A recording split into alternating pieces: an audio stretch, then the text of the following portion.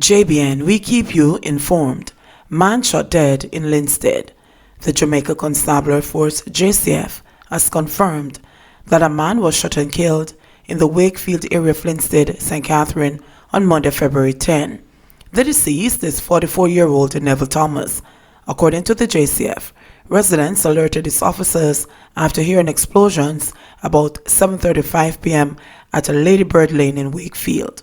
When the cops arrived, they found Thomas with a gunshot wound to the chest. Photos of the crime scene show Thomas, attired in blue shirt and black pants with white stripe, lying on his back on the ground. Father disappointed as murder accused walk free after 11 years. O'Shane Burke, who would have been 31 today, was born in Jamaica but went to live with his father in the U.S. at age 12. 4 years later, he returned to Jamaica, his father, Charles Burke, intending for him to return to the U.S. after school. However, 1 month after his 20th birthday in 2009, O'Shane was killed. 3 persons, Kareem Campbell, Nadine Moore, and Damon Smith, were charged with his murder. However, on February 6, they were freed because of insufficient evidence. Burke said the last thing he expected when he sent O'Shane back to Jamaica was that he would have ended up dead. I thought education-wise he would be better off in Jamaica than over here. He had just come to Jamaica. He was living in the U.S. with me. It turned out to be my biggest mistake. I went against it high, so he was supposed to go there too. I was looking forward to having my son back with me soon, he said. Charles said he had an inkling that something bad would have happened the same day his son was killed. There was like a force. There was this burden on me saying something was going to happen and I needed to get in touch with him. But I couldn't get him. He was a very mobile person. He was up and down. I couldn't keep a track of him, but I know that he wanted to come back, he said. When he heard the news of his son's murder, he was devastated. After waiting 11 years for a decision to be made by the court, Charles said he's dissatisfied with how the case was treated. I am lacking words right now. I don't understand what has happened. It seems that they did not defend my son, he said. Burke, who was employed by Moore, is alleged to have stolen cash and a quantity of Hennessy from her business. He was subsequently found with multiple stab wounds along the Port Royal Main Road. A police patrol team became suspicious after spotting a man in bushes. In questioning him, O'Shane's body was discovered nearby. The man subsequently told the police that he was not involved in the killing and fingered the 3 accused. He then became the prosecution's main witness.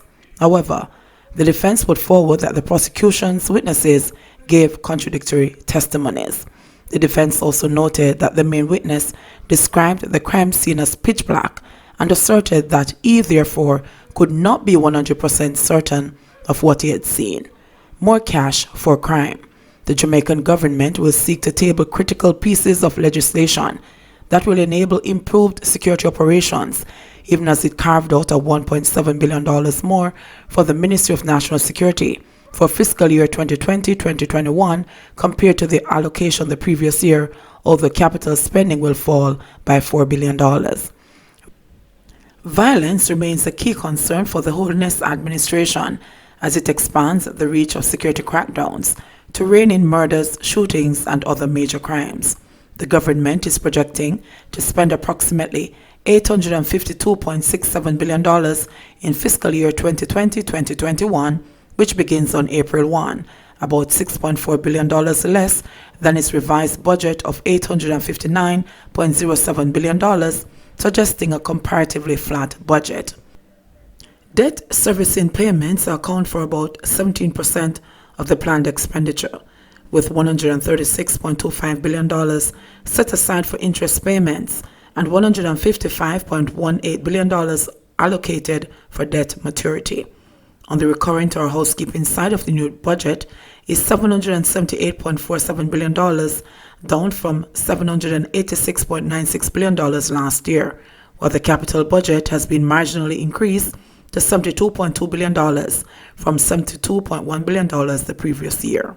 Finance and Public Service Minister Dr. Nigel Clark yesterday tabled the estimates of expenditure for 2020-21, which show that the Ministry of National Security has been allocated $78 billion on the recurrent side of the budget, $1.7 billion more than financial year 2019-2020, and $15.95 billion in capital investments versus $19.86 billion based on revisited estimates last year. The ministry's budget includes appropriations in aid of $592.09 million.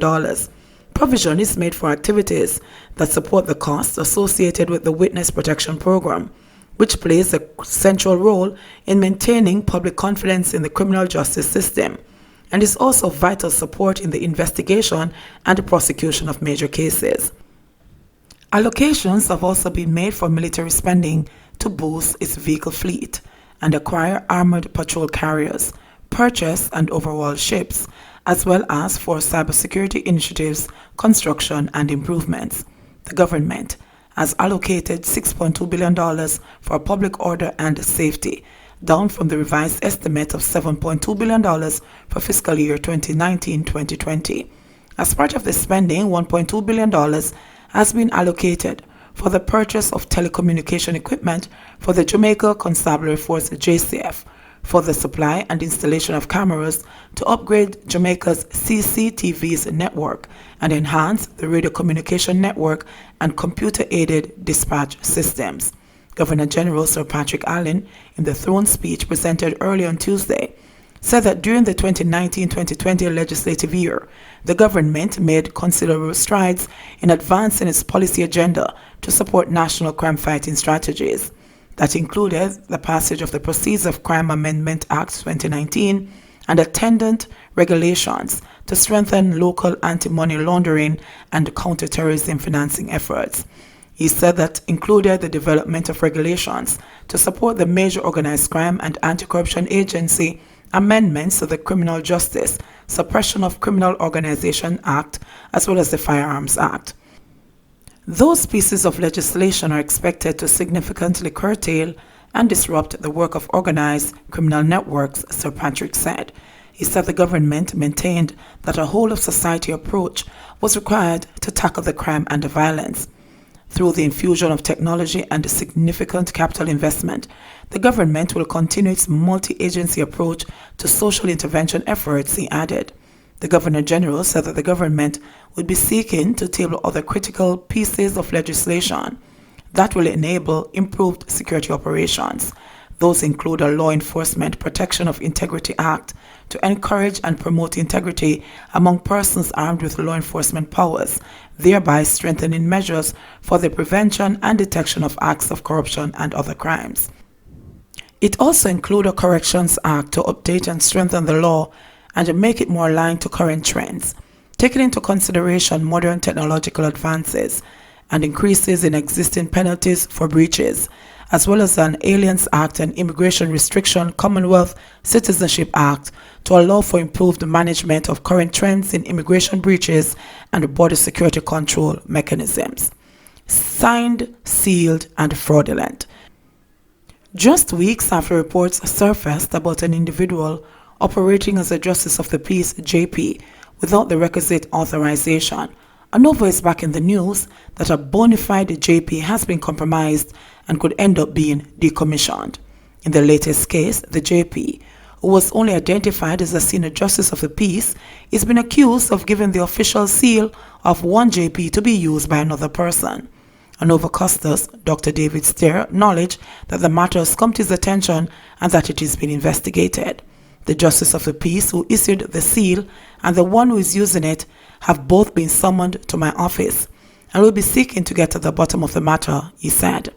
Checks have revealed that the seal in question was issued by the Ministry of Justice to a pastor who was recommended to be a Justice of the Peace in ANOVA during the tenure of a previous Custos.